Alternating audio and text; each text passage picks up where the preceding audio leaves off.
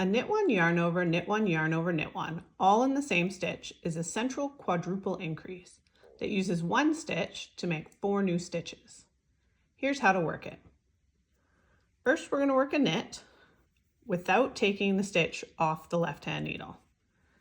And then we're going to work a yarn over, another knit stitch, another yarn over, and on the last knit stitch, we're going to take that stitch off the left-hand needle.